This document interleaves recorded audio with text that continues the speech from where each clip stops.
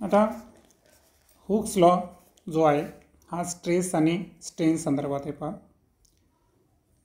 आता एक लक्षात ठेवायचं आहे की कंडिशन बघा hooks लॉची, for small deformation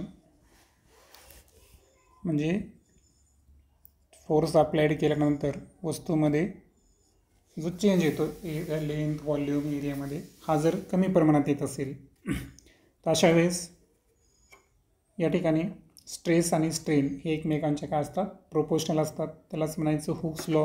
and that's why we can write stress is proportional to strain आणि स्ट्रेस प्रोपोर्शनलचे ऐवजी इज इक्वल टू घेतला तर एक कॉन्स्टंट आपण घेणार के, ज्याला आपण प्रोपोर्शनलिटी कॉन्स्टंट म्हणतो.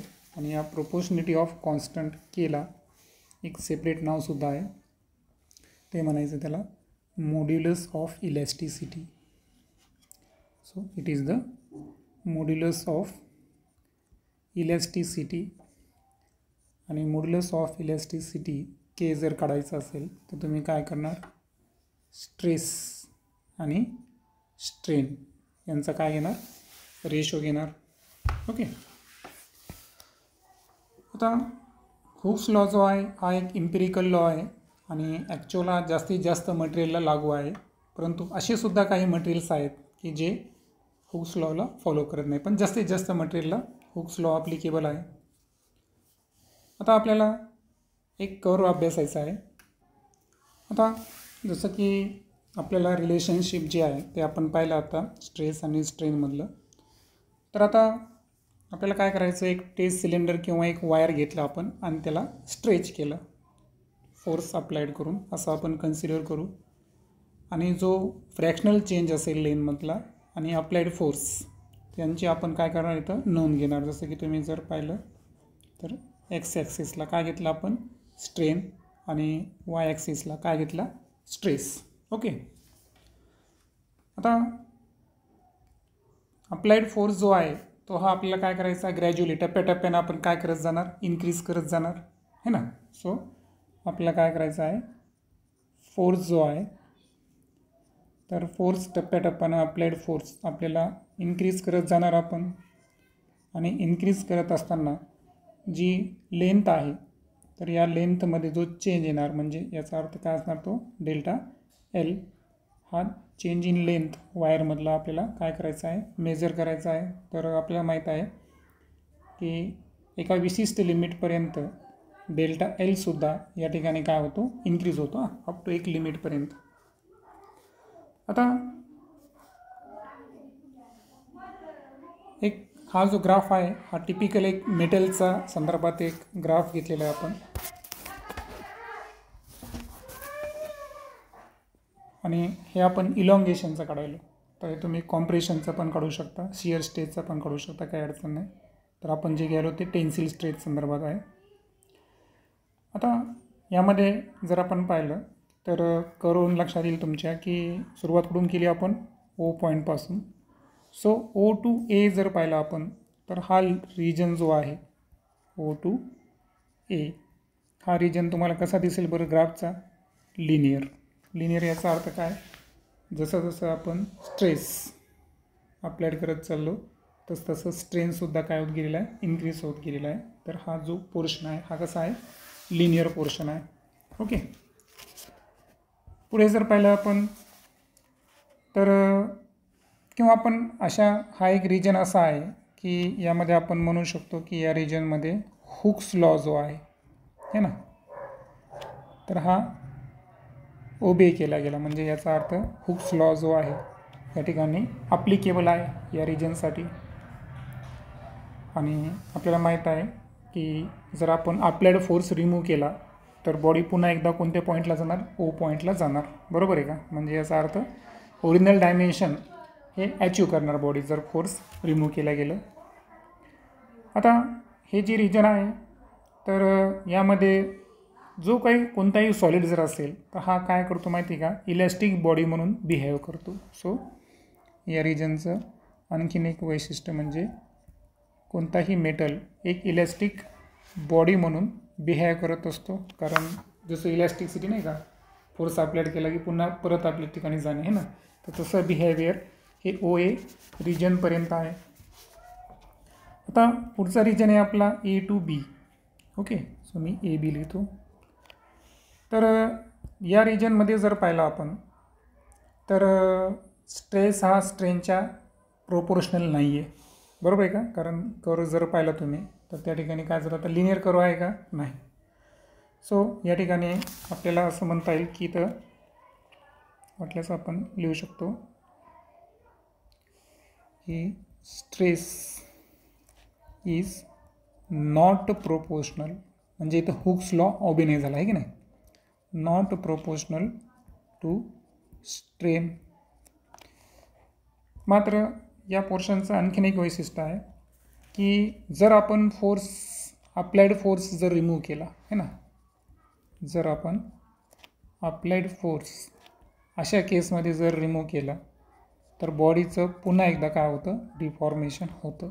म्हणजे बॉडी काय करते, स्वतःचा शेप रिगेन करते है ना, म्हणजे रिस्टोरिंग फोर्स जो आहे हा या ठिकाणी काम करू शकतो up two point B. Okay, मग आता आपण पाहिलं की B पॉईंटपर्यंत जे आहे तर जे ओरिजिनल डायमेन्शन आहे बॉडी पुन्हा एकदा अचीव करू शकते. दॅट्स वाय जो पॉईंट B आहे, ओके, सो जो पॉईंट B आहे या पॉईंट Bला आपण एक नाव देणार आणि ते नाव असणार यील्ड पॉईंट. जसं की आकृतीमध्ये पण जर पाहिलं आपण तर पॉईंट Bला काय नाव दिलेलं आहे, यील्ड पॉईंट दिलेला आहे, किंवा त्याला दुसरं नाव आपण इलॅस्टिक लिमिटसुद्धा देऊ शकतो. So it is the elastic limit, कारण या लिमिटपर्यंत सुद्धा बॉडी काय करेल, स्वतःचा शेप रिगेन करू शकते. आता एक लक्षात ठेवायचं आहे तुम्हाला, इथं सिग्मा Y दाखवलेला आहे, बरोबर आहे का. तर ॲक्च्युअल याला काय म्हणायचं माहिती आहे का आपण, तर हे आहे yield strength. Okay, so yield strength ही कोणत्या पॉईंटला असते, यील्ड पॉईंटला आहे ना, त्या पॉईंटला जो काही करस्पॉन्डिंग स्ट्रेस असेल है ना, जसं की आपण टेन्सिल स्ट्रेस घेतला तर या पॉईंटला असणारा जो स्ट्रेस आहे तर या स्ट्रेसला आपण काय म्हणायचं, यील्ड स्ट्रेंथ. म्हणजे यील्ड स्ट्रेंथ हा एक असा पॉईंट आहे की ज्या पॉईंटला हुक्स लॉ ऑबे करत नाही, पण बॉडी जी आहे ही काय करू शकते, त्याची इलॅस्टिसिटी त्यानं लॉस केलं का, बॉडीनं नाही केलं, अजूनही त्याचं इलॅस्टिक नेचर जे आहे ते जिवंत आहे. आता B पॉईंटच्या पुढे आपल्याला काय करायचं आहे, लोड इन्क्रीज करायचा आहे. म्हणजे आता आपण चाललो B to C. आता लोड जर फर्दर इन्क्रीज केला तर जो स्ट्रेस आहे तर यील्ड स्ट्रेंथपेक्षा त्याची व्हॅल्यू काय झाली या ठिकाणी, आता जास्त झाली, बरोबर. आणि स्ट्रेन जो आहे हा मात्र आता या ठिकाणी काय होणार, रॅपिडली इन्क्रीज होणार. म्हणजे B to C मध्ये काय झालं, दोन गोष्टी झाल्या पहा, की जो स्ट्रेस डेव्हलप झाला होता, ओके, सो इथं लिहू आपण डेव्हलप्ड जो स्ट्रेस होता तर त्यानं कशाला एक्सीड केलं, एक्सीड द लिमिट ऑफ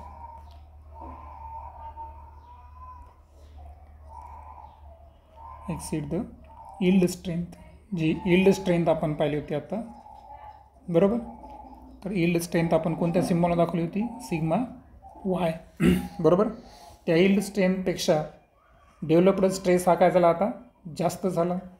हे एक इश्यू झाला या ठिकाणी.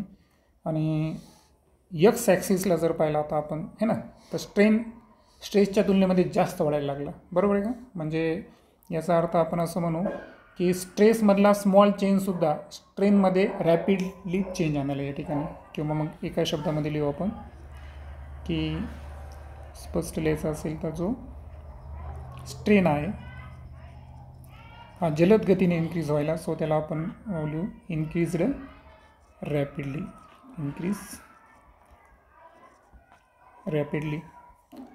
सो आपल्या लक्षात आले असेल की B to C जो आहे तो आता एक्स ॲक्सिसकडे जास्त वळलेला आहे, बरोबर आहे का. त्याला पॅरललसारखं दिसेल आपल्याला थोडंसं. आणि याचं कारण म्हणजे स्मॉल चेंज जरी आपण स्ट्रेसमध्ये आणला तर स्ट्रेन रॅपिडली इन्क्रीज होत आहे. त्यानंतर आता एक पोर्शन आहे पहा B पॉईंटपासून तर D पॉईंटपर्यंत. ओके, आता B to C तर गेलोच आपण, आता आपल्याला चौथा टप्पा कोणाचा घ्यायचा आहे, बी डी है ना. बी सी तर पाहिलं आपण. आता बी टू डी जो पोर्शन आहे है ना कर्वचा, तर इथे काय होतं की समजा आपण लोड रिमूव्ह केला. लोड म्हणजे काय, फोर्स है ना. सो जो लोड आहे तो आपण रिमूव्ह केला आणि बी टू डीमध्ये समजा आपण पॉईंट सी असा एक पॉईंट कन्सिडर करू की त्या पॉईंटला आपण लोडला रिमूव्ह केला. ओके. मग अशा केसमध्ये काय होतं की बॉडी जी आहे ना ती त्याचा ओरिजिनल डायमेन्शन रिगेन करत नाही. सो इथं जो इफेक्ट झाला तो इफेक्ट काय झाला, body does not regain original dimension है ना. सो बॉडीनं काय केलं, इथं इलॅस्टिसिटीचा लॉस केलेला आहे आणि आता ओरिजिनल डायमेन्शनमध्ये बॉडी परत जाणार नाही. ओके. सो तो पॉईंट घेतला आपण सी. आता अशा केसमध्ये काय होतं की स्ट्रेस जरी आपण 0 केला, ओके, ही एक अशी केस आहे की यामध्ये आपण लोड रिमूव्ह केला ना, म्हणजे स्ट्रेस काय केला आपण 0 केला, पण स्ट्रेन जो आहे इज नॉट इक्वल टू 0. म्हणजे स्ट्रेन जो आहे तो 0 होत नाही. म्हणजे आता जो मटेरियल आहे तो परमनंट सेटमध्ये आहे. पहा, हा इथे शब्द परमनंट सेट. ओके. सो ज्या ठिकाणी स्ट्रेस 0 करून सुद्धा स्ट्रेन 0 होत नाही आहे, याचा अर्थ आता मटेरियल हे कोणत्या सेटमध्ये गेला, परमनंट सेटमध्ये गेलेला आहे. ओके. सो परमनंट सेट आपण म्हणू. आणि त्यानंतर आता जे बॉडीमध्ये या केसमध्ये जे डिफॉर्मेशन येईल परमनंट सेट असताना, ओके, तर हे डिफॉर्मेशन, हे कोणतं डिफॉर्मेशन आता असतं, आता इलॅस्टिसिटी लॉस झालेली आहे. आता कोणतं डिफॉर्मेशन आलं, प्लास्टिक डिफॉर्मेशन आलं बॉडीमध्ये. सो प्लास्टिक डिफॉर्मेशन कुठं आलं, परमनंट सेट असताना. आणि इथे जो आपण पॉईंट डी घेतलेला आहे, ओके, सो पॉईंट डी जो आहे ना तर त्याला एक नाव दिलं आहे. पहा इथं आहे का, sigma you. So sigma you जे आहे तर ॲक्च्युअल त्याला म्हणायचं ultimate tensile strength. So it is the ultimate tensile strength. So ultimate strength जे आहे सिग्मा यू, तर हे आपण कोणत्या पॉईंटला डिसाईड केलं, डी पॉईंटला. आता या पॉईंटच्या पुढे काय होतं पहा, जर आपण पॉईंट डीच्या पुढे चाललो, ओके, बियॉन्ड दिस पॉईंट, म्हणजे आता आपण कसं जाऊ, डी टू ई. तर यावेळेस काय होतं की ॲडिशनल स्ट्रेन जे आहे ना तो प्रोड्यूस व्हायला पहा डी टू ई जर पाहिलं आपण तर पुन्हा एकदा स्ट्रेन काय झाला या ठिकाणी, इन्क्रीज झाला. म्हणजे जरी आपण अप्लाइड फोर्स रिड्यूस केलेला आहे, बरोबर आहे का, मात्र जो ॲडिशनल स्ट्रेन या ठिकाणी क्रिएट होतो. सो डी टू ई काय होणार, डी टू ई होणार ॲडिशनल जो स्ट्रेन आहे, तर हा ॲडिशनल स्ट्रेन या ठिकाणी प्रोड्यूस होणार जरी आपण अप्लाइड फोर्स रिड्यूस करत असू तरी. आणि जो ई पॉईंट आहे तर या पॉईंटला काय नाव दिलेलं आहे, फ्रॅक्चर पॉईंट आहे का. सो फ्रॅक्चर म्हणजे याचा अर्थ त्या ठिकाणी आता ब्रेक म्हणजे ताणण्याची काय झाली, आता लिमिट संपली समजा असं आपण म्हणू. आता इथे एक क्वेश्चन जो आहे ना तो समजून घेण्यासारखा आहे की बऱ्याच वेळेस काय होतं की हे जे डी आणि ई पॉईंट आहे, ओके, सो डी आणि ई यांचं जे डिस्टन्स आहे ना यांच्या दोन केसेस असतात पहा. एक हे डिस्टन्स काय असेल, मिनिमम असेल, आणि एक हे डिस्टन्स काय असेल, मॅक्झिमम असेल. यावरून ठरतं की तो मटेरियल ब्रिटेल आहे का डक्टाईल आहे. जर असं झालं की जो अल्टिमेट स्ट्रेन पॉईंट घेतला आपण डी आणि फ्रॅक्चर पॉईंट ई हे जर एकमेकांच्या क्लोज आहेत, मिनिमम म्हणजेच याचा अर्थ काय, ते एकमेकांच्या क्लोज आहेत, तर याचा अर्थ तो जो सबस्टन्स आहे हा कसा आहे, ब्रिटल आहे, ठिसूळ आहे. आणि जर डी आणि ई एकमेकापासून मॅक्झिमम डिस्टन्सला आहे म्हणजे याचा अर्थ फार अपार्ट आहे ना, थोडेसे एकमेकांपासून काय आहेत, दूर डिस्टन्सला असतील, तर अशा वेळेस लक्षात ठेवायचं की तो मटेरियल जो आहे तो कसा आहे, डक्टाईल आहे. जसं डक्टिलिटी ही मेटलची गुणधर्म असते आणि ब्रिटिलिटी ही नॉन मेटलचं गुणधर्म असते. ओके. सो DE म्हणजे अल्टिमेट स्ट्रेंथ, टेन्साईल स्ट्रेंथ आणि फ्रॅक्चर पॉईंट यामधले डिस्टन्स जे आहे, तर हे डिस्टन्स कमी जास्त होतं मेटल आणि नॉन मेटल संदर्भात. ओके. जसं की आपण पाहिलं की स्ट्रेस स्ट्रेन बिहेवियर जे आहे हे मटेरियलनुसार बदलतं, आहे की नाही. आता पाहिलं ना आपण ब्रिटिलिटी, डक्टिलिटी.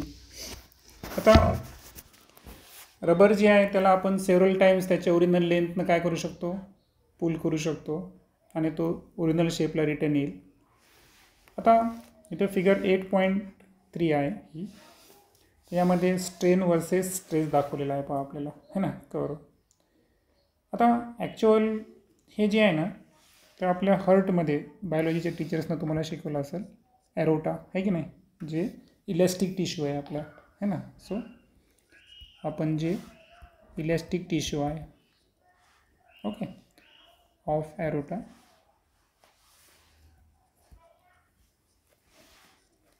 याच्याबद्दल बोललेलो जी की हर्टमध्ये प्रेझेंट असते.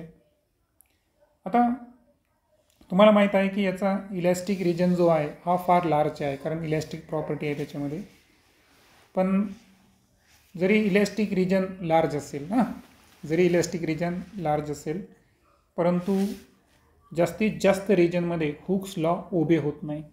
ओके. कारण इथं जर पाहिलं आपण तर मला सांगा कुठे तुम्हाला जास्त प्रोपोर्शनली दिसते का स्ट्रेस आणि स्ट्रेनमध्ये? नाही. म्हणून लक्षात ठेवायचं की जे ॲरोटाचे इलॅस्टिक टिश्यू आहेत, तर जरी यांच्यामध्ये इलॅस्टिक रिजन जो आहे, ओके, सो इलॅस्टिक रिजन जरी यांच्यामध्ये लार्ज असेल, मात्र बऱ्याच रिजनमध्ये काय फॉलो होत नाही, हुक्स लॉ फॉलो होत नाही. सो मटेरियल जो आहे तो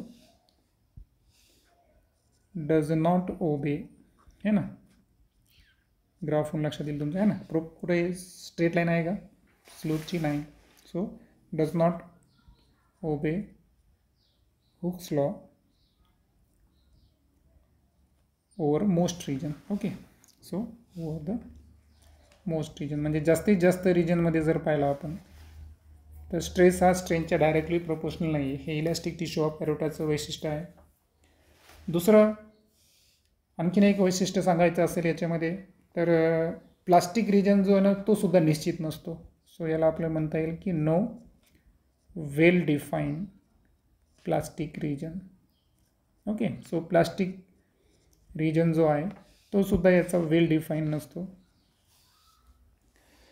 आणि लक्षात ठेवायचं की ॲरोटा असेल, रबर असेल, हे जे सबस्टन्स आहेत तर यांना आपण स्ट्रेच करू शकतो. ओके. लार्ज स्ट्रेन जे आहे त्यांच्यामध्ये आपण घडून आणू शकतो. आणि दॅट्स वाय हे ॲरोटा असेल, त्यानंतर इतर रबर असेल, तर तरीसुद्धा यांना आपण काय म्हणायचं, इलॅस्टोमर्स म्हणायचं, हे जे सबस्टन्स आहेत. आणि यांना इलॅस्टोमर्स का म्हणलो, कारण त्यांना आपण स्ट्रेच करू शकतो, आहे ना. स्ट्रेच करून त्यांना त्याच्यामध्ये लार्ज स्ट्रेन जे आहे ते त्यांच्यामध्ये आपण प्रोड्यूस करू शकतो. आणि दॅट्स वाय ते आर द इलॅस्टोमर्स. नेक्स्ट व्हिडिओमध्ये जे इलॅस्टिक मॉड्यूलबद्दल बोललो आपण, है ना, तर त्याच्या संदर्भात 3 मॉड्युलस आपल्याला डिस्कस करायचे. मॉड्युलस ऑफ इलॅस्टिसिटी, नाही का. तर एक आपण लॉन्जिट्युडिनल पाहिला होता, है ना. त्याच्यानंतर दुसरा शिअरिंग आणि तिसरा व्हॉल्युमेट्रिक. तर त्या तिन्ही संदर्भात 3 मॉड्युलस आहेत आपल्याकडं. यंग्स मॉड्युलस, बल्क मॉड्युलस आणि मॉड्युलस ऑफ रिजिडिटी काहीतरी आहे वाटतं, शेअर मॉड्युलस. ओके. तर दुसरं नाव आहे. तर हे तिन्ही आपण नेक्स्ट लेक्चरमध्ये डिस्कस करू.